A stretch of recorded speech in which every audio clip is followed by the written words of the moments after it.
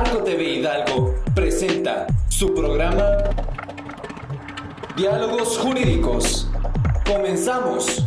Hola, ¿qué tal amigos? Bienvenidos a su programa Diálogos Jurídicos. Soy Magda Gutiérrez y es un placer para mí saludar a mis amigos de Arco TV Hidalgo que nos ven desde los diferentes sistemas de cable. El día de hoy tenemos como invitado al maestro en amparo, Jorge Erwin Trujillo Laguna. Bienvenido. Muchas gracias. Que nos hablará sobre el tema, es muy interesante, sobre el tema de amparo, entre los que tocaremos los subtemas, el amparo directo y el amparo indirecto, así como sus requisitos, sus términos y las personas que pueden interponerlo o promoverlo. Perfecto. Perfecto. Pues iniciamos, maestro. Gracias. ¿Qué es el amparo? ¿Qué es el amparo? El amparo, hay diferentes personas o diferentes cuestiones que algunos lo consideran como un juicio y algunos lo consideran como un recurso. Porque, como usted tuvo a bien mencionar, hay dos tipos de amparo, el amparo indirecto y el amparo directo. En el amparo indirecto efectivamente hay dos partes. Una es en este caso el quejoso, que aduce algún tipo de violación a sus derechos, a sus derechos humanos, y en este caso una autoridad, que en este caso podría ser la demandada si lo podemos comparar con un procedimiento común. Y en este caso el amparo directo es conocido también como un procedimiento uninstancial. ¿Por qué? Porque únicamente es una instancia. En este caso, una persona que se encuentra en el supuesto de que ya tiene una sentencia, es decir, una resolución que ha causado estado, una resolución que ya es el final de un juicio, puede interponer en este caso su amparo y acudir ante, en este caso, un tribunal colegiado, y el tribunal colegiado es el que se va a encargar de analizar si durante todo el procedimiento se siguieron las formalidades correspondientes y obviamente va a determinar si estuvo bien o estuvo mal. Perfecto. ¿Cuál es el objeto del amparo? El objeto de amparo.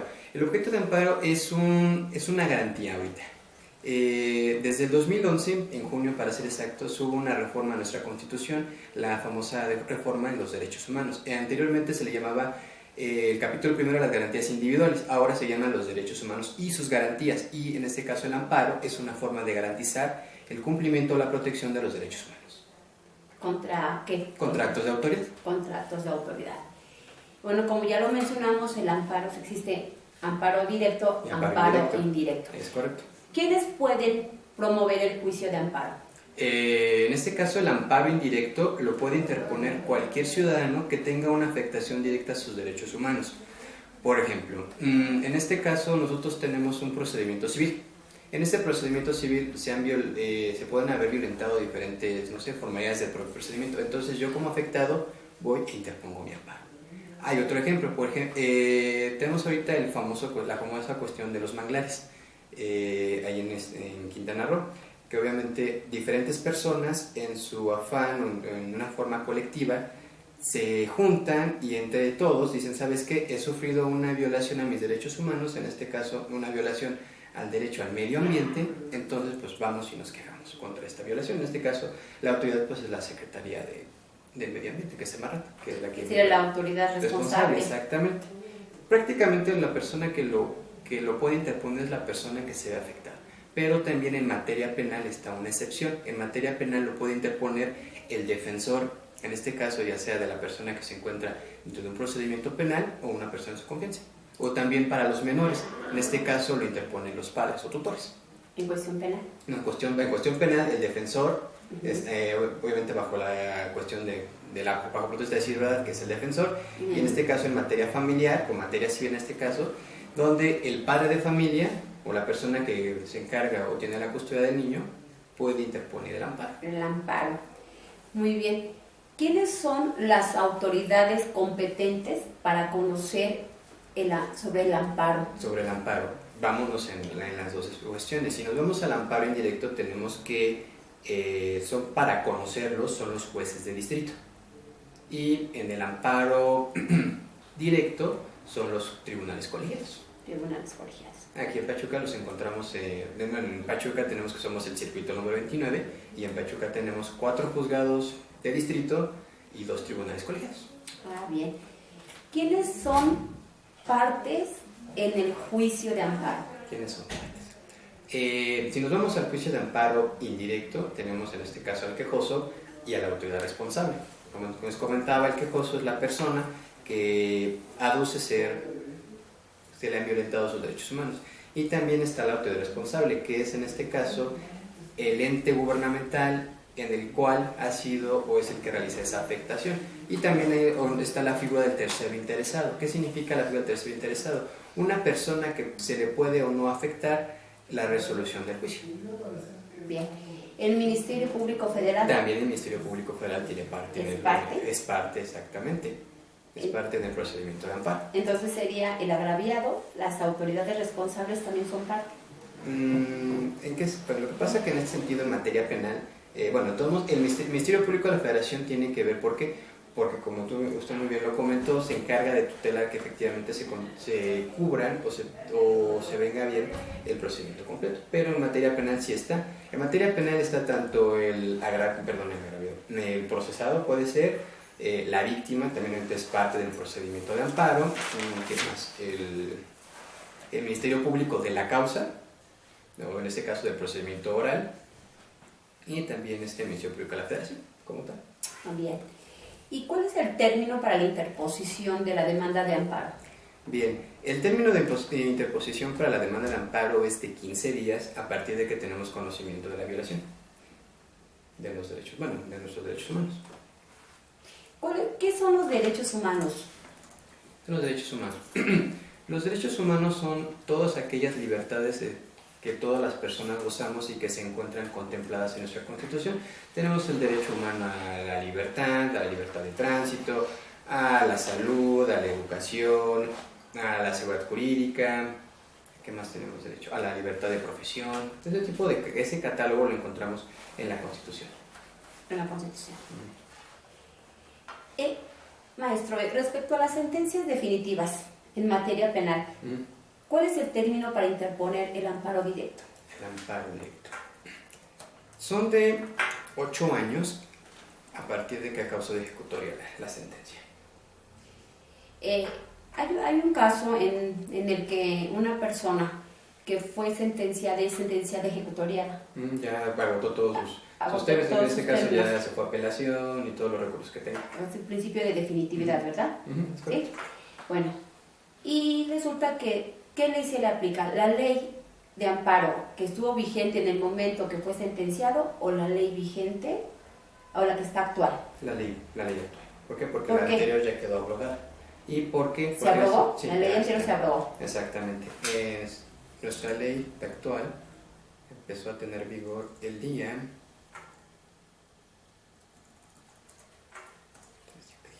a partir del 2 de abril de 2013. Ese día fue publicado el 2 de abril y empezó a tener vigor a partir del 3 de abril. Claro. Entonces, si la persona que está privada de la libertad lo sentenciaron en el 2010, por así decir, y ya pasaron esos 8 años. No, es que son 8 años. Perdón, en 1999, por así decir. Ajá. No, es que son 8 años a partir del 2013. O sea, no bien. son 8 años desde que lo sentenciaron, son 8 años a partir del 2013. Digamos que ahorita ya pasaron, que es 2013, 14, 15, ya pasaron 2 años y medio. ¿Y cuáles fueron los principales cambios que tuvo la ley anterior? ¿Por qué fue abrogada la ley anterior? ¿Por qué fue abrogada? Desde mucho antes de que surgiera la reforma a los derechos humanos, ya entre los especialistas, entre los grandes académicos, ya había un debate si era necesario una reforma de la ley de amparo. ¿Por qué? Porque decían que el amparo era muy elitista o que algunos abusaban de él. Entonces, a raíz de la reforma de 2011 a nuestra Constitución, tiene una parte que ver esa reforma. Entonces, esa reforma orilló a que tuviéramos una nueva ley, o a que tengamos ahora una ley de amparo diferente. ¿Y cuál es su opinión sobre la nueva ley de amparo? ¿Cuál es la opinión sobre la ley?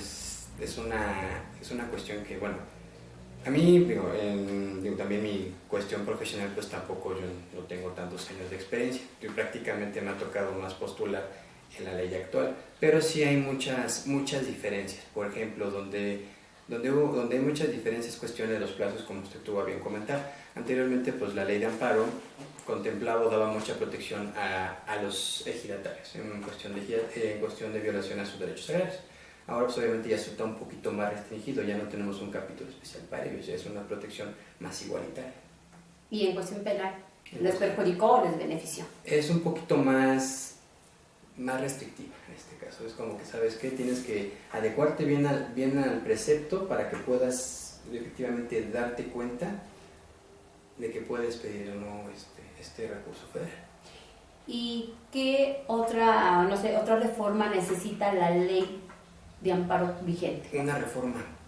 Bueno, para serte honesto, la última reforma que hubo a la ley de amparo es apenas en diciembre de 2015.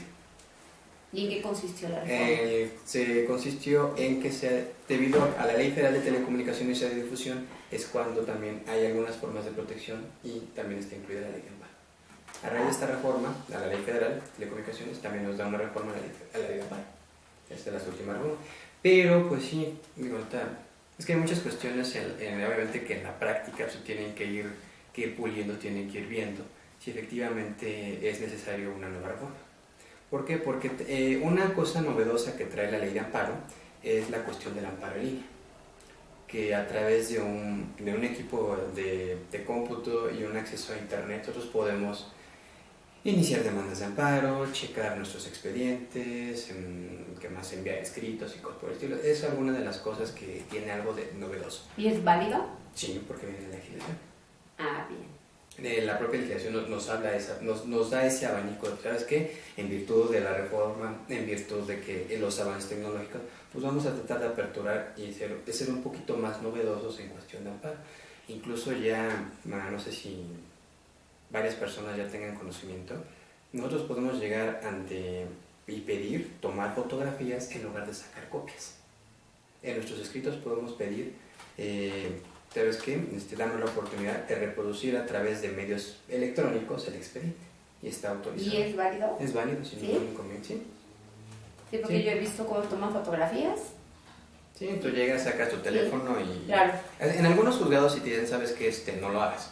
Tienes que pedirlo. Por escrito en los juzgados sí, ¿sabes qué? Pues sí puedes tomarlos, pero sí, desde el momento de iniciar tu demanda de amparo y en posteriores escritos tú puedes, ¿sabes qué? Necesito que me autorices a tomar fotografías en lugar de sacar copias. Te digo, a mi consideración pues es un punto ojo. ¿Por qué? Porque pues, ya no gastas tanto papel, ya no te tardas tanto en obtener tu información.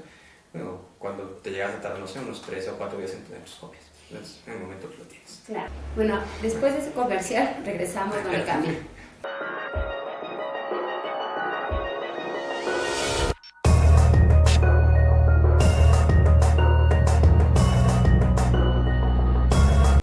Amigos, ya regresamos a su programa Diálogos Jurídicos y continuamos con nuestro invitado. Él es maestro de amparo y nos está hablando sobre el tema del amparo. Es un tema muy interesante, maestro. Nos gustaría mucho saber qué requisitos se necesita, qué requisitos tenemos que poner en nuestra demanda de amparo. No, ya, perfecto. Bien, como cualquier escrito, en este caso lleva sus formalidades. En este caso empezamos con el premio, en este caso es el nombre de la persona, se le llama quejoso. Un quejoso puede ser la persona, o es la persona que se ve afectada en sus derechos humanos.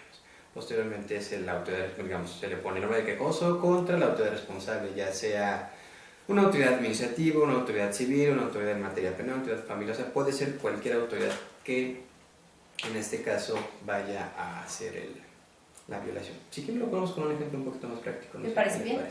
No sé si ahorita ustedes han checado la nota respecto a los parquímetros en Pachuca, no sé si vieron esa nota, de que algunas personas se están en paro. Bueno, podemos manejar esto. En este caso el premio sería vecinos de la calle Cuauhtémoc contra el ayuntamiento de Pachuca. Es que serían como autoridades responsables. Después vamos con, se enumera que es el juez de distrito, después va el nombre del quejoso, después anuncia dice por un propio derecho, en este caso por nuestro propio derecho, por ser varias personas. Hay que señalar un domicilio para recibir notificaciones. Normalmente te piden que sea un domicilio en el propio circuito, en este caso en la ciudad. Posteriormente va la autorización, se le llama en términos amplios, de acuerdo al artículo número 12 de la Ley de Amparo, en este caso un profesional del derecho. Puede ser, así que el abogado que ustedes más confianza le tengan. Posteriormente puedes autorizar a personas que únicamente pueden recibir notificaciones y checar los expedientes. Posteriormente pues ya se enumera de acuerdo al numeral 108, es el nombre de domicilio del quejoso, el nombre de domicilio del tercero interesado, en los casos que lo hay, la autoridad responsable. Hay dos tipos de autoridades, es la responsable, la responsable se divide en dos, como ordenadora y como ejecutora. La autoridad ordenadora es aquella autoridad que pide o que dice que se haga el acto, y en este caso la autoridad ejecutora es la encargada de realizar el acto. Si nos vamos al ejemplo de la cuestión de Pachuca, puede ser que la autoridad ordenadora, digo, igual y me equivoco o lo estoy haciendo como que muy al aire, sea el Ayuntamiento de Pachuca, y en este caso la autoridad ejecutora, la Secretaría de Seguridad Pública y Tránsito Municipal. Puede ser un ejemplo más o menos. Sí. Los actos reclamados, en este caso el acto reclamado es el acto o la cuestión que nos causa un perjuicio. Si lo queremos abordar en materia penal, sería lo que anteriormente era el auto de formal prisión, ahora el auto de vinculación a proceso. En este caso seguimos con el ejemplo de los parquímetros, en este caso sería la implementación de parquímetros en la ciudad de Pachuca.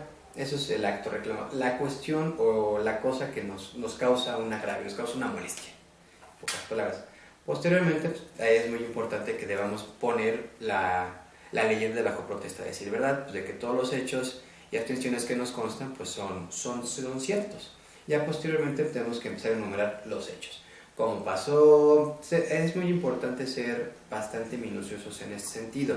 No ser ni tan al aire ni tan expresivos. O sea, tenemos que ser muy cuidadosos en el momento de decir los hechos. De escribir los hechos. Posteriormente ya van los preceptos legales violados. En este caso, pues, ¿qué consideramos que se ha violentado? Puede ser el artículo 1, el artículo 14, el artículo 16, el artículo 17, todo dependiendo de la materia en la que estemos hablando. ¿Y esos artículos de la Constitución? Son de la Constitución, exactamente, son constitucionales. También incluso, pues, a raíz de la reforma constitucional, pues como ya tenemos la apertura o ya podemos, por cuestiones de tratados internacionales, también podemos invocar en nuestra demanda de amparo violaciones a ciertos tratados internacionales, como en este caso es la Convención Americana sobre los Derechos Humanos, conocida como el Pacto de San José de Costa Rica. Posteriormente ya vamos con los conceptos de violación.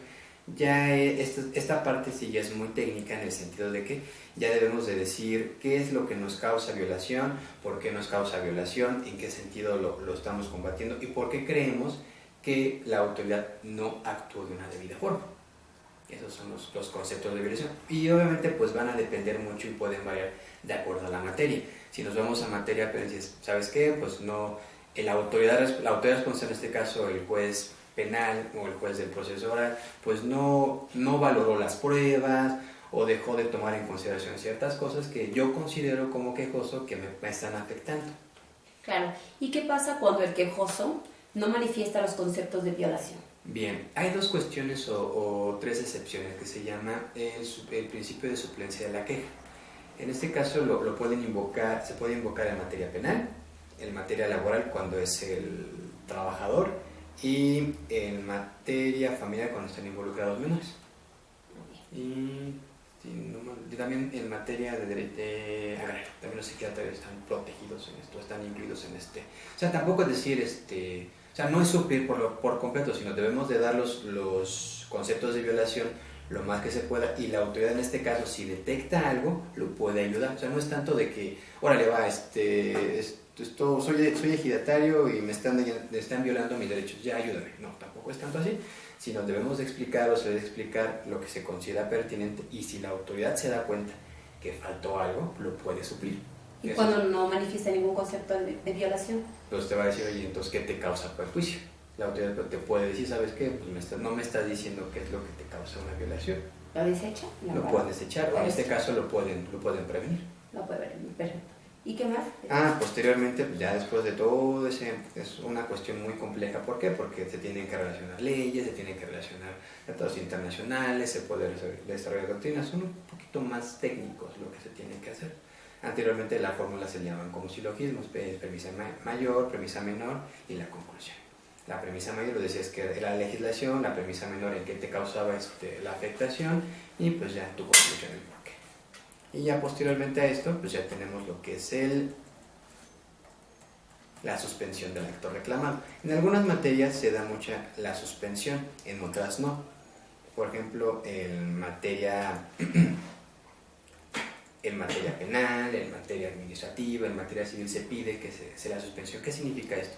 Que nosotros le pedimos al juez de distrito que por el momento deje las cosas en el estado en que se encuentran hasta que se pueda resolver el juicio de amparo. Y obviamente esta suspensión se lleva un incidente y este se lleva por duplicado, dependiendo de la materia. En algunas materias se pide garantía, en otras materias no se pide garantía. ¿Qué es la garantía? En este caso la garantía debemos de dar una cantidad de dinero para poder tener esta suspensión. En este caso la garantía nos sirve para, como su nombre lo dice, garantizar que en este caso pues, se pueda seguir con el procedimiento. Esta la garantía la encontramos mucho en materia penal. En este caso una persona que acude ante las autoridades a pedir un amparo contra un orden de aprehensión, digo porque en algunos estados todavía no está vigente el sistema penal acusatorio, y le piden una garantía. En este caso le piden cierta cantidad de dinero para tenerlo como que obligado a estar. La garantía pues depende mucho tanto del tipo de persona, como a qué se dedique y del tipo de delitos que también pudiera decir que se está persiguiendo. Y ya posteriormente pues tenemos las pruebas y pues ya terminamos con la parte de tenerme en tiempo y forma presentando mi escrito, pedir que se admita la demanda, pues ya la parte final del escrito como tal y después la firma del quejoso. ¿Y qué pruebas se ofrecen en esa demanda de amparo? En las pruebas, en el amparo se puede ofrecer todo tipo de pruebas, menos las que obviamente la propia legislación nos contempla, en este caso confesionales. Nosotros podemos ofrecer testimoniales, podemos ofrecer periciales, podemos ofrecer inspecciones, y ya sería de la propia autoridad determinar si es necesario o no es necesario. O te las admite o no te las admite. En este caso, si no te admites, pues tú puedes recurrir ese acuerdo. Perdón. No, sí. Tú recurres al acuerdo y dices, ¿sabes qué? Considero que en este caso el juez de distrito no está resolviendo, no está admitiendo mis pruebas, y pues esto lo resuelve el tribunal colegiado. El tribunal colegiado se va a encargar, ¿sabes qué? Efectivamente el juez de distrito admitió bien las pruebas, como no las admitió. ¿Y el quejoso debe de demandar, de elaborar la demanda de amparo, o puede ser otra persona en nombre de? O sea, ¿Cómo que elaborar? es que mira, decía la ley que la persona o personas que hayan gestionado en su favor del quejoso algún amparo en contra del acto reclamado a una autoridad. En este caso, cuando la firma otra persona, es el defensor. En este caso se da mucho en materia penal, porque es ante la persona que se encarga de protegerlo ante las autoridades, en este caso. Ah, perfecto. O el quejoso lo puede hacer. Sí, prácticamente es Ahora, ¿cómo es la sustanciación del juicio?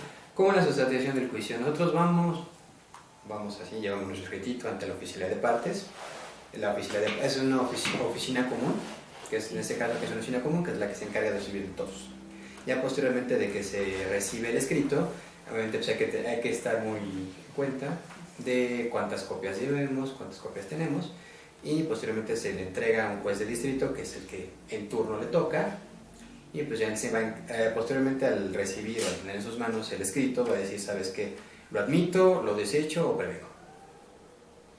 Posteriormente, en este caso, en el acuerdo, en el auto inicial, va a decir si va o no va a la suspensión, si es o no correcto la suspensión. Posteriormente, pide que en este caso los autoridades responsables rindan su informe justificado. Rindan su informe previo, en este caso para los incidentes, y el informe justificado para el procedimiento principal. Se puede decir que el informe justificado es como una contestación.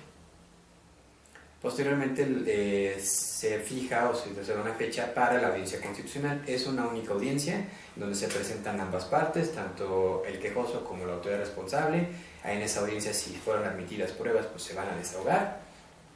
También las pruebas tienen su determinada materia. Ay, maestro, es un tema muy interesante y me gustaría mucho que me contestaras, por favor, esta pregunta. A ver. Después del corte comercial, Claro, regresamos, no me cambie.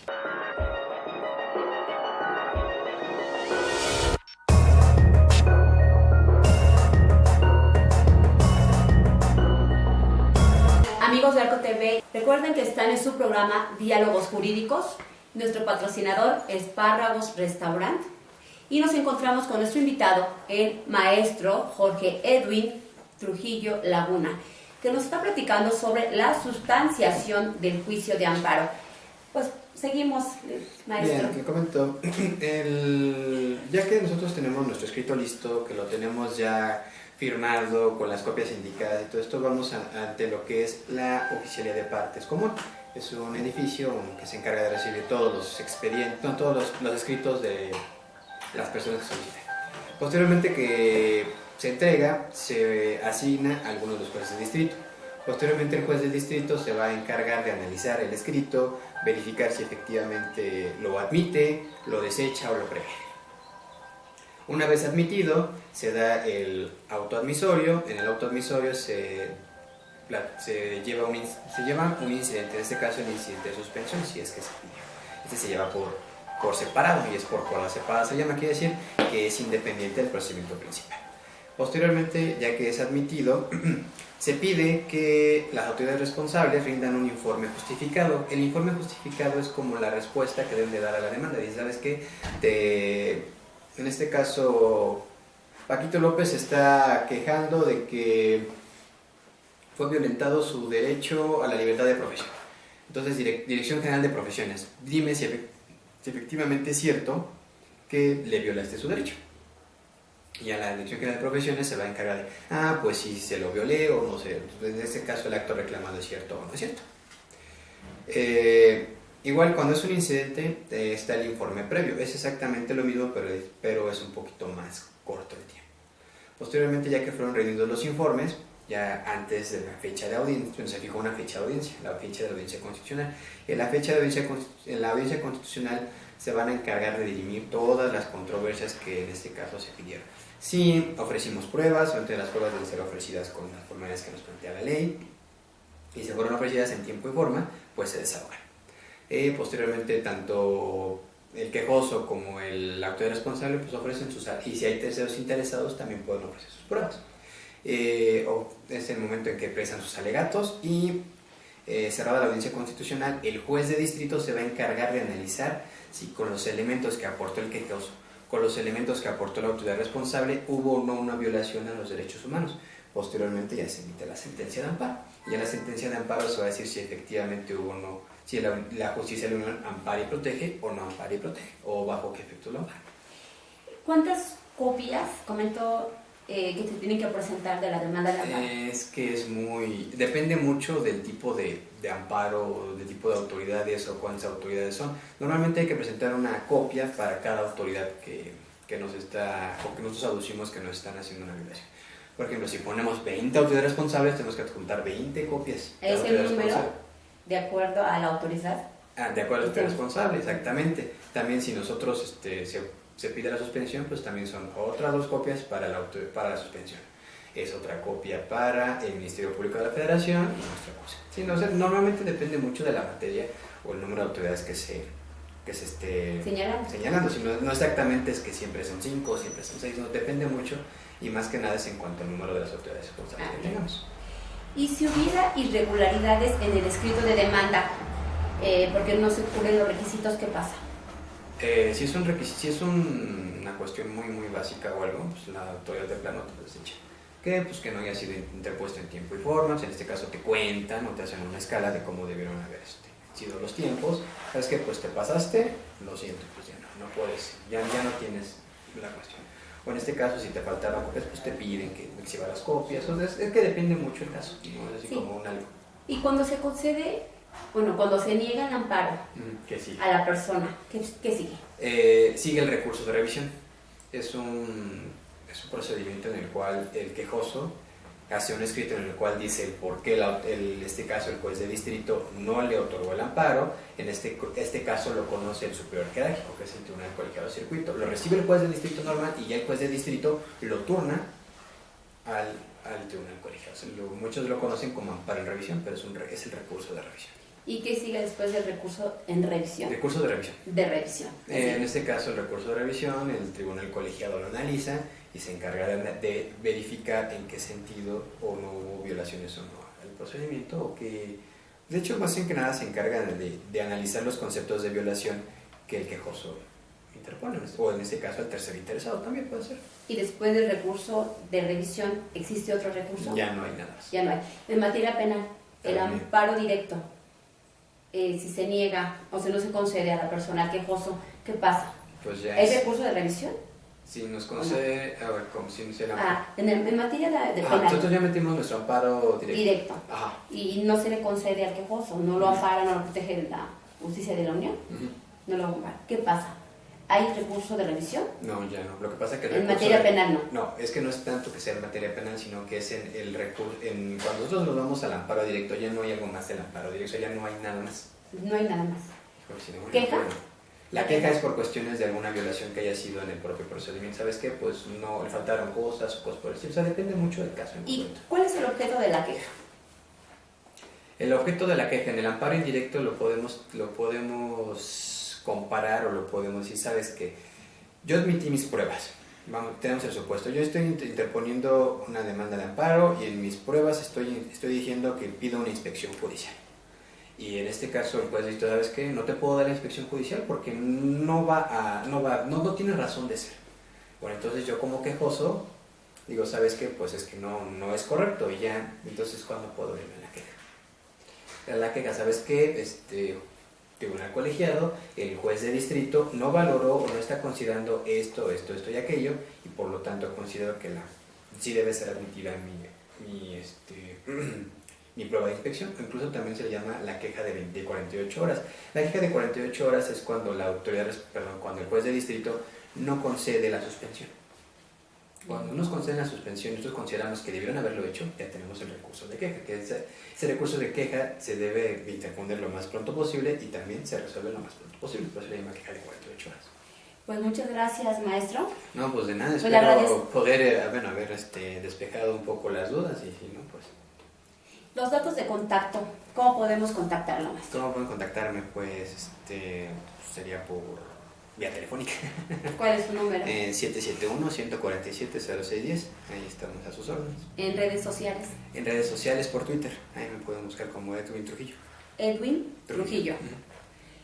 Pues amigos, hemos llegado al final de su programa Diálogos Jurídicos. Los esperamos la próxima semana a la misma hora en el mismo canal. Recuerden seguirnos por las redes sociales, contactarnos en nuestra página